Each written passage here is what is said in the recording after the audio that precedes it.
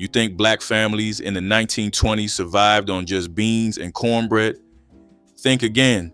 These kitchens created some of the most resourceful and deeply meaningful dishes in American culinary history, born from necessity and shaped by heritage.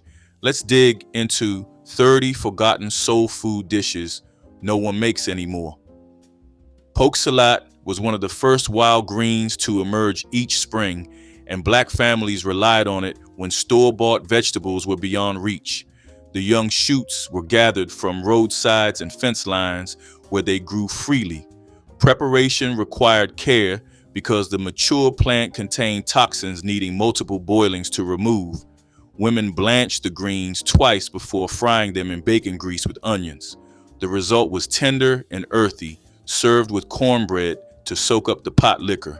For children, gathering poke salad meant contributing while learning which plants were safe. For adults, it meant survival through knowledge passed from enslaved ancestors. Poke salad represented resilience, connecting families to the land through meals born from necessity. Crackling bread carried the rich taste of rendered pork fat baked into every slice. When families butchered hogs during fall, the fatty trimmings were rendered until crispy cracklings remained. These crunchy bits were folded into cornbread batter, creating bread that was filling and deeply flavorful. The cracklings added protein to simple cornmeal, turning basic starch into something substantial. Families baked it in cast iron skillets, forming a crispy crust on the bottom while staying tender inside. Children loved the salty crunch scattered throughout. Adults valued how it stretched resources, ensuring every part of the hog served purpose. Crackling bread was made during hog killing season when fresh cracklings were abundant, proving nothing went to waste in kitchens where survival demanded creativity. Ash cakes were among the oldest breads in African American cooking, dating back to enslavement when ovens were unavailable. The recipe required only cornmeal, water, and salt mixed into stiff dough. This dough was shaped into flat rounds, wrapped in dampened cabbage leaves, and buried in hot ashes. The leaves protected the bread while allowing heat to cook it slowly. After 20 minutes, the cakes emerged with smoky flavor and dense texture. During the 1920s, families without reliable stoves still turned to this ancient method.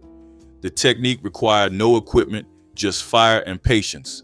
Children watched grandmothers make ash cakes, learning skills connecting them to ancestors who cooked this bread under harsher conditions. Ash cakes were survival, transformed into something warm and nourishing. Potlikker soup turned the cooking water from greens into a meal, stretching vegetables further than seemed possible. When collards were simmered for hours with smoked meat, the liquid became rich with vitamins and savory flavor. Rather than discard this broth, families added leftover cornbread, crumbled into bowls, where it softened into something between soup and porridge. Some versions included potatoes or beans, while others relied solely on the liquid and bread. Potlikker provided nutrients that might otherwise be lost, especially valued during lean winter months. Mothers served it to sick children as healing tonic. The soup required almost no additional ingredients, just wisdom to recognize value where others saw waste. Potlikker embodied using everything and wasting nothing. Stewed rabbit was protein, costing nothing for families who knew how to trap or hunt. Throughout the rural South in the 1920s, rabbits were plentiful, and black families depended on them when store-bought meat was beyond reach. The rabbit was clean, jointed, and browned in rendered fat before simmering for hours with onions and herbs. Wild thyme and bay leaves lent earthy depth. Long cooking transformed tough wild rabbit into tender meat falling from bone. The broth thickened naturally, creating gravy clinging to every piece. Families served rabbit stew over rice or with biscuits to stretch one animal into multiple meals. Young boys learned to set snares, contributing while gaining skills passed through generations. Rabbit stew represented self-sufficiency and feeding family without cash. Fatback and greens sustained black families through the 1920s, providing nutrients and calories in one pot. Fatback was cured with salt and stored for months without refrigeration. Sliced and simmered with collards or mustard greens, it rendered fat slowly while infusing vegetables with smoky richness. The greens were inexpensive or free, gathered from gardens or foraged wild. Together they formed a complete meal with cornbread. The fat provided calories needed by families performing hard labor, while greens delivered vitamins, preventing deficiency, diseases. Mothers knew a pot could stretch across days, reheated until every drop was gone. Children grew up with this dish as constant presence, its smell signaling comfort. Fatback and greens was assurance the family would not go hungry. Corn pone was daily bread for black families in the 1920s, simpler than cornbread and requiring no milk or eggs. The recipe called only for cornmeal, water, salt, and perhaps a spoonful of lard. This mixture was shaped by hand into thick oval cakes and baked on heated surfaces, the exterior crisping while inside stayed dense.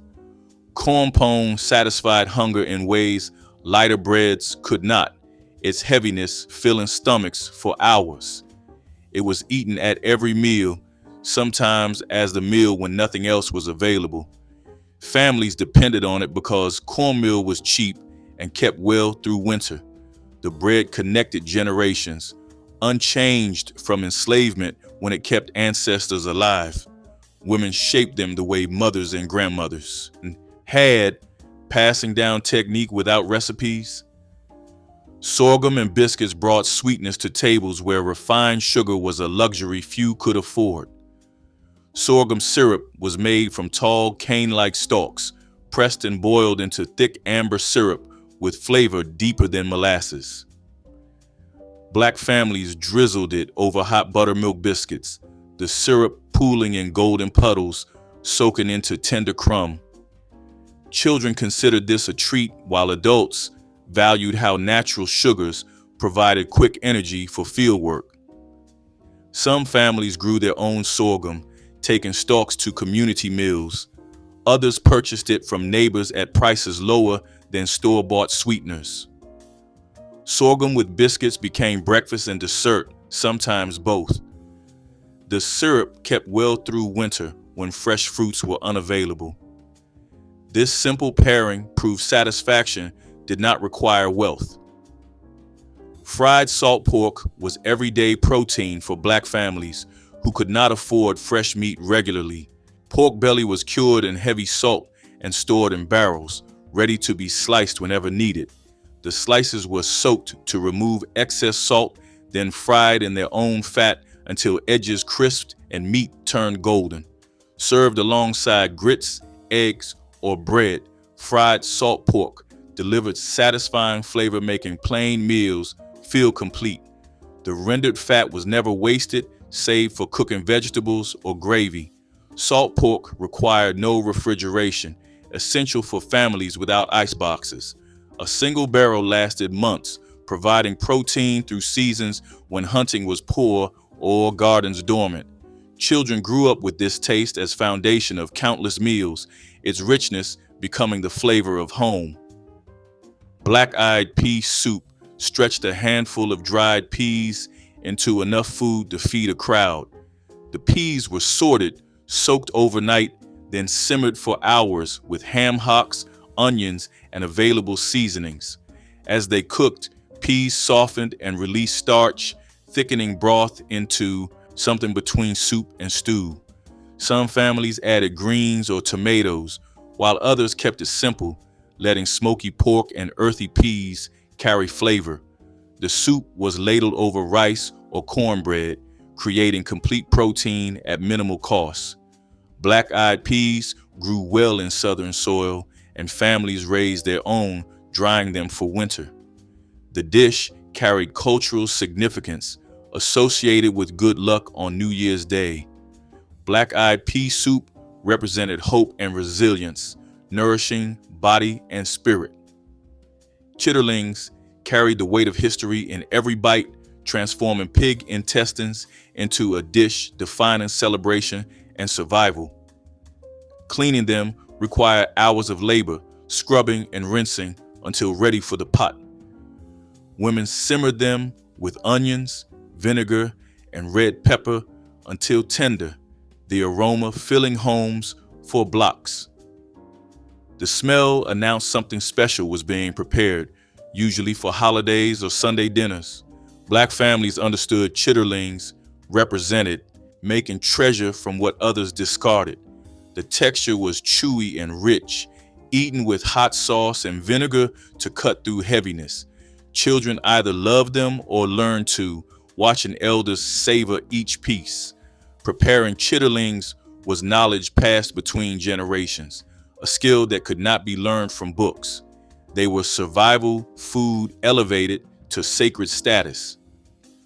Oxtail stew was Sunday dinner at its finest, turning bony cuts into something approaching luxury.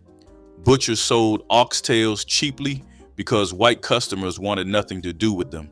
The tails were browned in cast iron until caramelized, then braised for hours with tomatoes, onions, and root vegetables. Long cooking released collagen from bones, creating gravy so rich it coated the spoon. The meat became impossibly tender, falling away at the slightest touch. Families served oxtail stew over rice, the grain soaking up every drop of that precious liquid. The marrow inside the bones was considered a delicacy sucked out by those who knew its value. Oxtail stew taught that patience and low heat could transform humble cuts into something magnificent, feeding families who could not afford finer meat. Pickled pigs' feet were testament to preservation and refusing to waste any part of the hog. After butchering, the feet were cleaned, boiled until tender, then packed into crocks with spiced vinegar, bay leaves, and peppercorns. The pickling preserved them for months without refrigeration, providing protein whenever needed. The texture was gelatinous, the meat tender against soft cartilage surrounding each bone. Black families ate them cold from the jar as snack or alongside other dishes. The vinegar's tang cut through richness, making them surprisingly refreshing. Children often found them strange at first, but grew to crave that combination of textures. Pickled pig's feet appeared at gatherings and holidays, pulled from pantries where they had been waiting. They represented foresight, preparing today for tomorrow's hunger. Red rice carried flavors of West Africa across the Atlantic, surviving through generations who kept the tradition alive. The dish combined long grain rice with tomatoes, onions, and rendered bacon fat, the tomatoes staining every grain deep red. Some families added smoked sausage or bacon, while others relied solely on fat for richness. The rice cooked slowly until each grain absorbed tomatoes' tang and pork's smokiness. It was served as side dish or meal unto itself, substantial enough to satisfy without expensive protein. Red rice appeared at church suppers and reunions, each cook's version slightly different based on handed-down techniques. The dish connected Black families to Gula traditions and coastal cooking predating their American experience. Red rice was memory-made edible, heritage preserved one pot at a time. Fried okra was summer's gift, turning green pods into crispy bites that disappeared as fast as they hit the plate. The okra was sliced into rounds, tossed in seasoned cornmeal, and fried in hot lard until golden and crunchy. The coating sealed in moisture while eliminating sliminess that put some people off. Each piece delivered satisfying crunch, followed by tender vegetable within. Families grew okra in gardens because it thrived in southern heat when other vegetables struggled. Children picked pods in the morning before sun grew too hot, bringing baskets where mothers waited with cornmeal ready. Fried okra was eaten immediately, standing at the stove between batches because it never lasted long enough to reach the table. The dish was free food transformed into something everyone craved.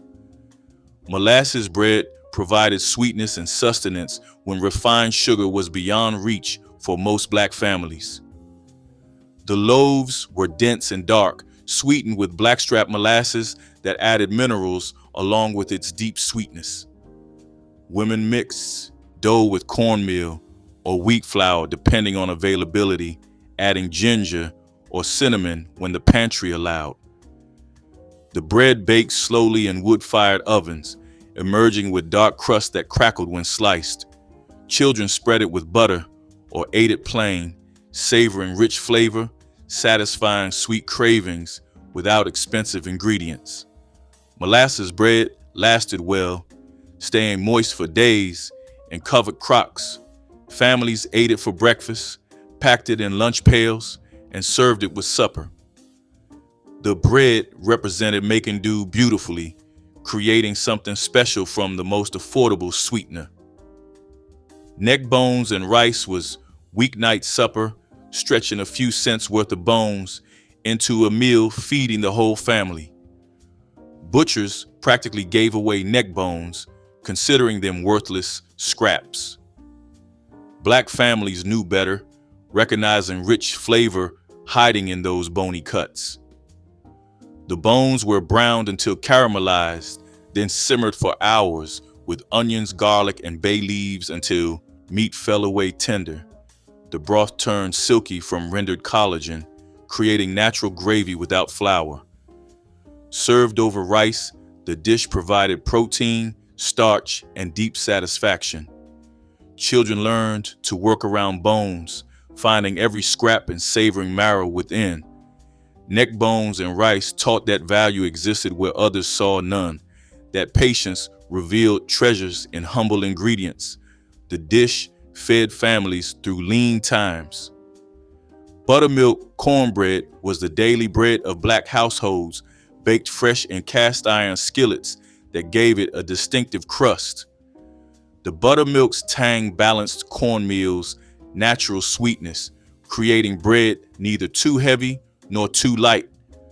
Women heated lard in the skillet until it smoked, then poured in batter which sizzled and began crisping immediately.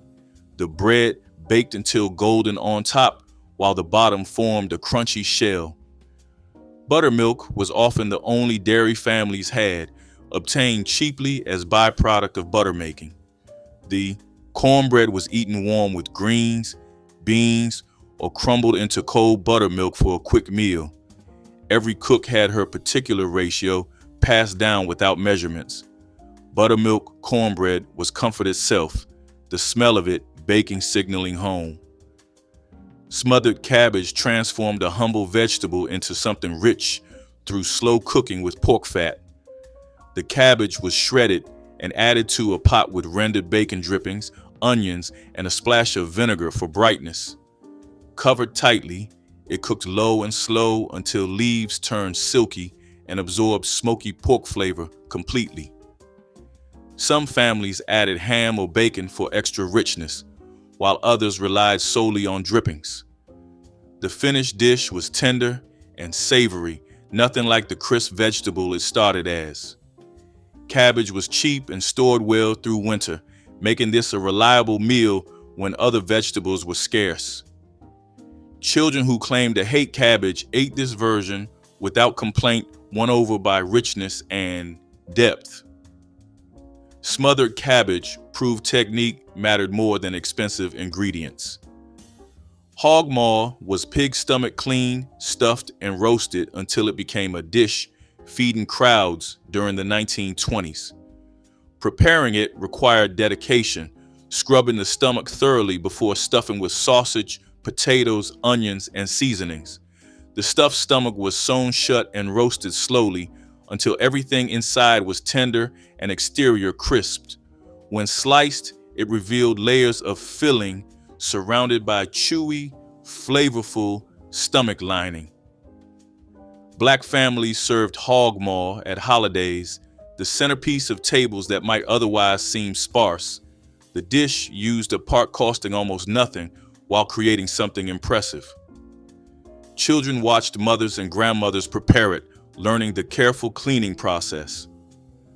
Hog maw represented transformation, turning what others rejected into something families celebrated together. Fried chicken gizzards turned to partmost. People discarded into a beloved dish across Black communities. The gizzards were cleaned, simmered until tender, then dredged in seasoned flour and fried until crispy. The result was chewy yet tender inside with a crunchy exterior that shattered between teeth. Black families valued gizzards because butchers sold them cheaply, often free with whole chickens. Children learned to love the texture, eating them as snacks or alongside meals. The gizzards were served hot with hot sauce or eaten cold the next day. Some cooks boiled them in seasoned broth first, adding flavor before frying. Fried gizzards appeared at fish fries and church gatherings, stretching budgets while satisfying crowds. They proved skill could transform the least desirable cuts into something people craved. Hoppin' John carried African roots in every spoonful, combining black-eyed peas with rice in a dish sustaining families through hard times. The peas were simmered with ham hock until tender, then mixed with rice and cooked until grains absorbed the smoky broth. Some families added onions and peppers, while others kept it simple. The dish was especially important on New Year's Day, when eating it promised prosperity for the coming year. Black families made Hoppin' John regularly because ingredients were cheap and the dish was filling. One pot fed many mouths, stretching small amounts of meat across large families. Children grew up with this dish, its flavors becoming synonymous with home. Hoppin' John connected families to West African rice traditions that survived the Middle Passage. Fried pork skins were rendered from butchered hogs, creating crunchy snacks that wasted nothing from the animal. The skin was cut into strips, then fried slowly in its own fat until it puffed up golden and crispy. Salted while hot, the skins became irresistible treats, satisfying hunger and cravings for crunch. Black families made them during hog killing season when fresh skins were abundant. Children gathered around waiting for the first batch, eating them warm from the pot. The skins stored for weeks, providing portable snacks for school or work. Some families seasoned them with cayenne or vinegar for extra flavor. Fried pork skins demonstrated waste-nothing philosophy, turning skin that might be discarded into something families anticipated all year.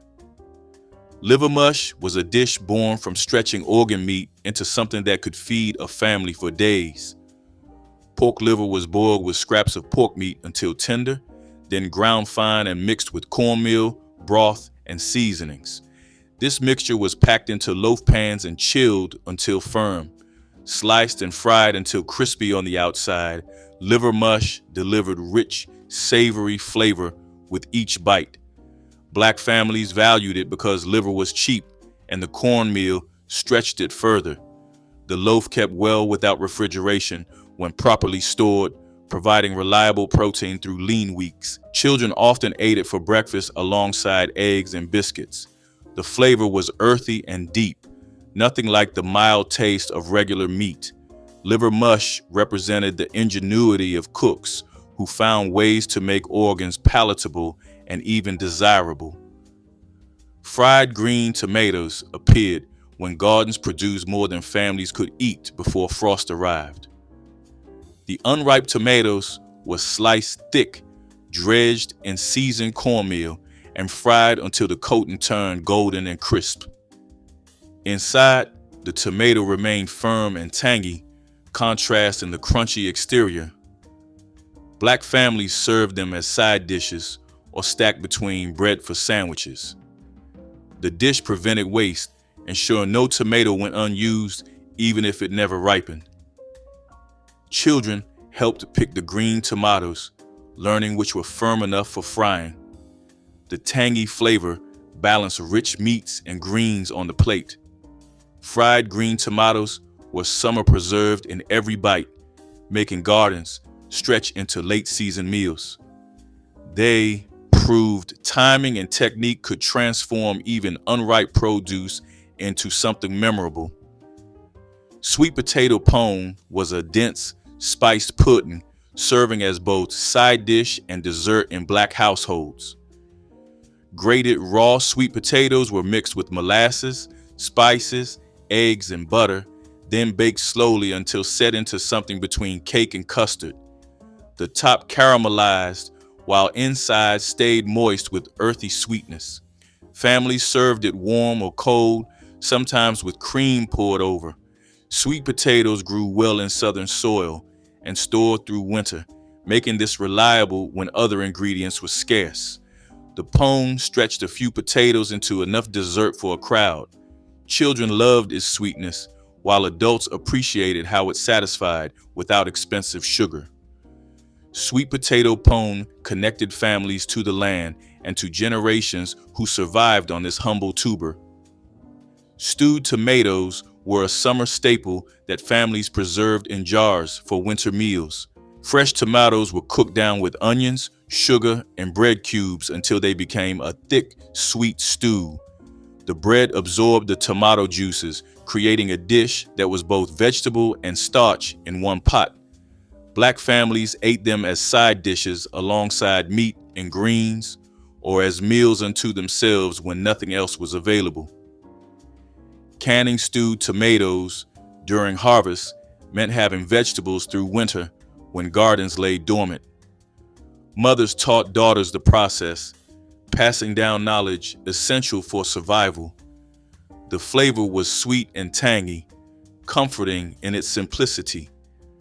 Children who grew up with stewed tomatoes remembered them as the taste of home preserved in glass jars lining pantry shelves. Hog head cheese was neither cheese nor head alone, but a rich terrin made from simmering the entire hog's head until meat fell from bone.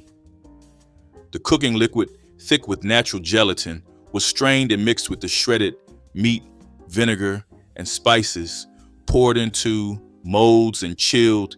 It set into sliceable loaves that kept for weeks. Black families served it cold on crackers or bread, the tangy vinegar cutting through the rich pork flavor. The dish used a part of the hog that cost almost nothing, transforming it into something families served proudly to guests. Children watched the long process of cleaning and cooking, learning patience and technique. Hog head cheese appeared at holidays and special gatherings, proof that skill could create elegance from humble beginnings. Persimmon pudding turned wild fruit into dense, sweet dessert that Black families treasured each fall. Ripe persimmons were gathered after first frost sweetened them, then mashed and mixed with flour, eggs, milk, and spices. The batter baked slowly into dark, moist pudding with flavor unlike anything store-bought. Unripe persimmons were inedible, but ripe ones tasted like honey and dates combined. Children learned to identify perfect ripeness, gathering, fruit costing nothing but time. The pudding was served warm with cream or cold the next day. Families who knew persimmon tree locations returned each year, guarding spots like secrets. Persimmon pudding represented foraging knowledge that kept families fed, free food transformed into something worth celebrating. Crackling cornbread combined two survival staples into one dish, feeding families through the hardest winters of the 1920s.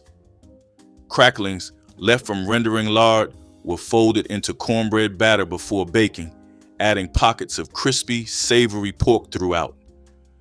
The bread emerged from cast iron with golden crust on the bottom and rich, meaty flavor in every bite.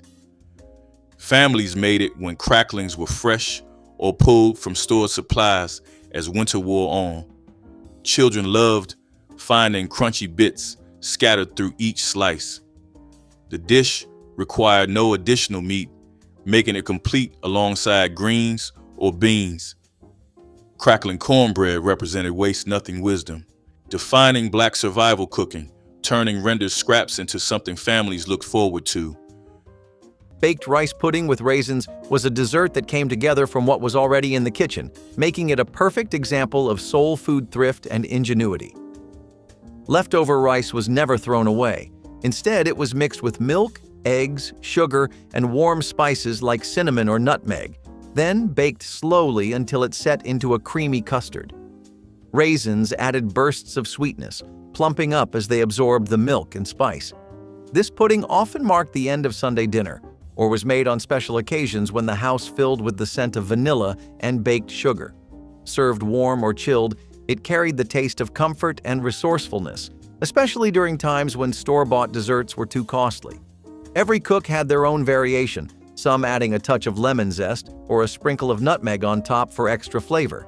It was a dish that could be enjoyed over several days, growing richer as the flavors melded in the refrigerator.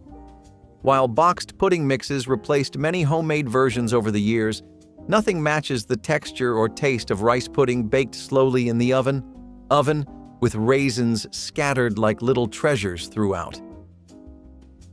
Braised turkey wings with pan gravy brought families together around a big Sunday table when the 1970s called for dinners that were both hearty and affordable. Large turkey wings were seasoned with garlic, black pepper, and a dusting of paprika before browning in a heavy skillet to build a deep flavor base. They were then slow roasted in a covered pan with onions, celery, and homemade stock until the meat grew so tender it slid from the bone. The drippings were whisked into a silky pan gravy that soaked perfectly into a mound of steamed white rice or buttered cornbread. The rich aroma filled the house and made even a simple weeknight feel like a celebration. Home cooks appreciated how the dish stretched a few inexpensive pieces of poultry into a feast that felt as grand as a holiday meal.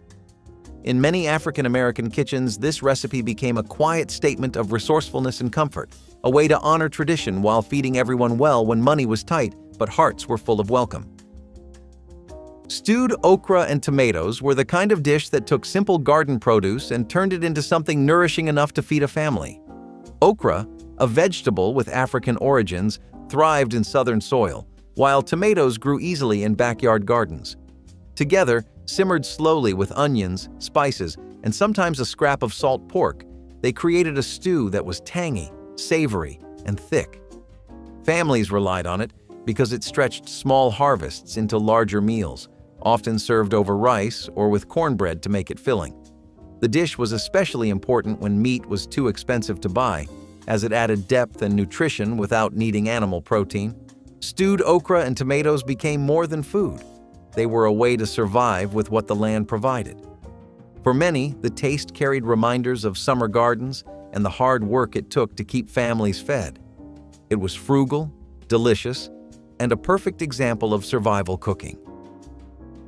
Potlikker soup was more than just a humble broth. It was the essence of the greens it came from. When collards, turnip greens, or mustard greens simmered slowly with a bit of seasoning and maybe a ham bone, the cooking liquid would take on a deep, savory flavor and a rich, earthy aroma. Nothing in the kitchen went to waste, and that potlikker was treasured for its nourishment, especially in leaner times. It was often sipped straight from a bowl or paired with cornbread, which was crumbled right into the broth to soak up every last drop. This soup carried vitamins, minerals, and memories of long afternoons spent around the table, talking as the pot bubbled on the stove. In African American kitchens, it was both medicine and comfort, believed to restore strength after illness or a hard day's work. The taste was unmistakable, salty, smoky, and green all at once, with each batch a little different depending on the greens and the cook.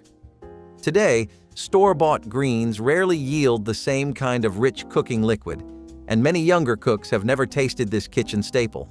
Yet for those who remember, potlikker was a liquid linked to home. Cowpeas and rice, pilaf, offered a taste of Carolina heritage that African American families carried forward with pride during the 1970s. Dried cowpeas soaked overnight were simmered gently with smoked turkey wings or a ham hock until tender, releasing a broth rich with earthy flavor. Long grain rice was added to the pot, soaking up the seasoned liquid and transforming the dish into a complete meal. Onions, celery, and a hint of thyme gave the pilaf a savory depth, while a dash of hot pepper added subtle heat. Served with cornbread or fried green tomatoes, it filled bellies and satisfied the craving for something both nourishing and steeped in tradition. This was a dinner that honored the resilience of generations who turned humble ingredients into lasting comfort. It carried the memory of fields and family gardens while fitting neatly into busy urban kitchens. Cowpeas and rice pilaf reminded everyone that simple foods, cooked with patience and love, could rival any fancy restaurant meal when shared around a welcoming table. Sorghum syrup bread was a wartime and depression-era answer to expensive refined sugar. Sorghum, a tall grass grown widely in the South, was boiled down into a thick, dark syrup that tasted earthy and sweet. Families would use it in place of sugar, mixing it into simple bread doughs to stretch rations and still enjoy something satisfying. Sorghum syrup bread was hearty, with a flavor that carried a touch of bitterness but warmed the spirit. Children often slathered slices with butter or drippings, while adults enjoyed it with strong coffee. It was a farm food at its core, tied directly to the fields where sorghum stalks grew. Sorghum bread meant that no one had to give up sweetness completely even when sugar prices were too high or stores ran out. This loaf was practical, easy to make at home, and deeply tied to southern soil. After times of scarcity passed, sorghum faded, but the memory of that dark bread stayed. Cabbage and salt pork stew was the kind of meal that could stretch to feed a crowd without stretching the budget. The cabbage would be chopped and simmered slowly with chunks of salt pork, which released their fat and smoky flavor into the pot. The result was tender, silky cabbage leaves bathed in a savory broth with just the right touch of salt. In many homes, this dish was a weeknight regular, not because it was flashy, but because it was filling, dependable, and used ingredients that were always on hand. Served alongside cornbread or over a small scoop of rice, it could transform the simplest table into a satisfying meal. This stew also carried the comforting smell of something cooking low and slow, the kind of aroma that filled the whole house and made everyone hungry before it was even served. It was the food of patience, where the flavors had time to come together without rush. Supermarkets today offer pre-shredded cabbage and processed pork products, but they cannot recreate the texture and taste of the old, home-cooked version. For those who grew up with it, cabbage and salt pork stew was proof that thrift and flavor could live in the same pot. Cornmeal-crusted okra cakes turned a beloved southern vegetable into a crispy entree that delighted both adults and children during the 1970s. Fresh okra pods were sliced thin and mixed with cornmeal, minced onions, and a touch of buttermilk to create a thick batter. Small patties were formed by hand and pan, fried in hot oil until each cake developed a crunchy golden crust with a tender green interior. The nutty flavor of the cornmeal complemented the mild tang of the okra, while a sprinkle of salt right out of the pan sealed in the warmth. Served alongside sliced tomatoes or a dollop of hot sauce, these cakes were both hearty and refreshingly light. They made clever use of garden harvests when okra plants produced more pods than anyone could stew. Families prized the recipe as a thrifty way to transform vegetables into a main dish that felt indulgent. Each bite offered a satisfying crunch and a reminder that the simplest garden gifts could create meals worth remembering decades later. Fried corn pone was a dish that required almost nothing but cornmeal, water, and lard, yet it managed to fill stomachs during times of want. It was denser than cornbread and more rustic, formed into small patties and fried in cast-iron skillets until golden. Families leaned on it for breakfast, lunch, or supper because it was inexpensive, used ingredients they almost always had, and could be made quickly. Corn was abundant across the South, and every pantry had a sack of cornmeal that could be stretched into meals again and again. Eating fried corn pone often meant there was no wheat bread to be had, but no one went hungry. It was eaten with beans, dipped in potlikker, or just on its own with a smear of molasses or syrup if available. Fried corn pone reflected the determination to create something warm and satisfying even when the cupboards were close to bare. Hoe cakes were a simple, satisfying food that came together from just cornmeal, water, and a pinch of salt, fried crisp on a hot skillet, or even on a flat hoe blade over an open fire in earlier times. They carried a taste of history, rooted in resourcefulness and the ability to make something delicious from the bare essentials. The texture was hearty yet tender, with a slight crunch at the edges and a comforting warmth in the middle. Served plain or with a drizzle of syrup, they made for a meal that could be eaten at any time of the day. In many African American homes, hoe cakes were not just food, but a connection to family traditions passed quietly through generations. They were quick to make, filling enough to sustain a long day's work, and easy to prepare over whatever heat source was available. Today, they have nearly disappeared from daily kitchens, replaced by store-bought breads and processed mixes, but they still live on in the memories of those who grew up eating them hot from the skillet. Every bite was a reminder that good food did not need to be fancy to be special. Fried porgy with hot sauce carried the salt air of the Atlantic coast right into neighborhood kitchens and fish fries across the 1970s South and Northeast. Porgy, a small but flavorful ocean fish, was cleaned, scored, and dredged in a seasoned cornmeal mixture before sliding into hot peanut oil. The crackle of frying fish and the sharp scent of cayenne filled the air as golden fillets emerged crisp and steaming. A drizzle of homemade hot sauce or a squeeze of lemon brought just enough heat and brightness to balance the sweet, briny meat. Families served it with sliced white bread, coleslaw, or grits, letting the simple sides highlight the catch of the day. For many households, this was more than a meal. It was a reason for gathering, a chance to laugh and share stories while the fish came out of the pan in batches.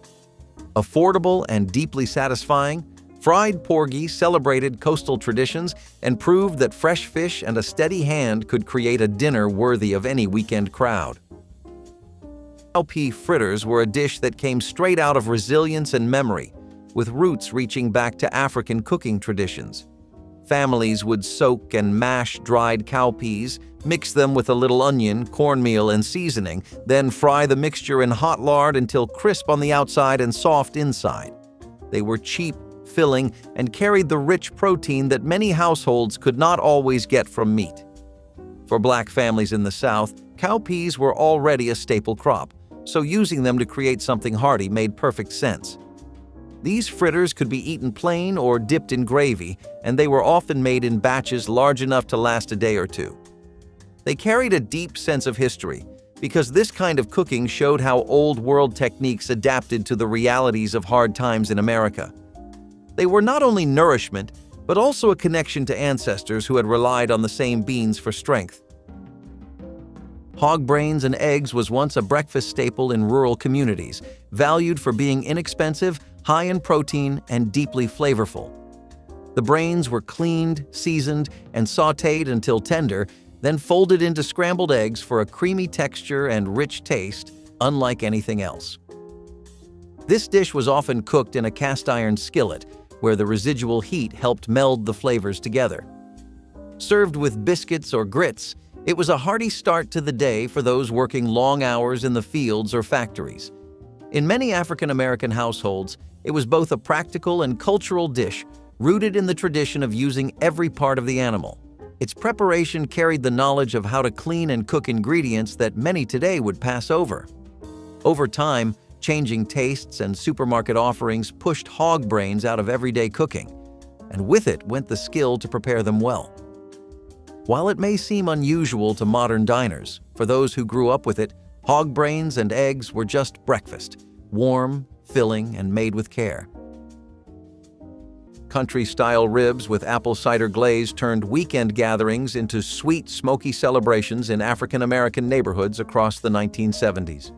Meaty pork ribs were marinated in apple cider, brown sugar, and a splash of vinegar, then slow roasted or charcoal grilled until the meat was fall-apart tender. Midway through cooking, the ribs were brushed with a thick cider glaze that caramelized over the heat, creating a sticky surface that clung to every finger. The scent of roasting pork and sweet apples drifted across backyards, drawing neighbors and cousins long before dinner was served. Served with potato salad, baked beans, or simple white bread, the dish balanced tang and richness perfectly. It was both a nod to Southern barbecue traditions and a chance to add a fruity twist that felt fresh for the decade. Country-style ribs with apple cider glaze embodied the joy of family cookouts, where music played late into the evening and every plate carried the flavor of smoke, sweetness, and laughter shared outdoors. Sweet potato biscuits with honey were a beloved comfort food that turned humble ingredients into something special. Sweet potatoes were plentiful in the South, cheap to grow, and full of natural sweetness. By mashing them into biscuit dough, families created soft, tender breads that did not require as much flour or fat. Fresh biscuits out of the oven were topped with a drizzle of local honey if it was available, making them feel indulgent despite their simplicity. These biscuits were often served for breakfast, but they could also accompany stews or fried fish. They filled stomachs and brought warmth to the table, offering both nutrition and comfort. Sweet potatoes symbolized resilience, and honey added a touch of hope in difficult times. Together, they created a dish that carried meaning well beyond its taste. Sweet potato biscuits with honey reflected the heart of soul food, making something beautiful and memorable from ingredients that were always within reach. Which forgotten soul food dish would you bring back to your table? Drop it in the comments, hit like, and subscribe for more recipes our ancestors knew by heart.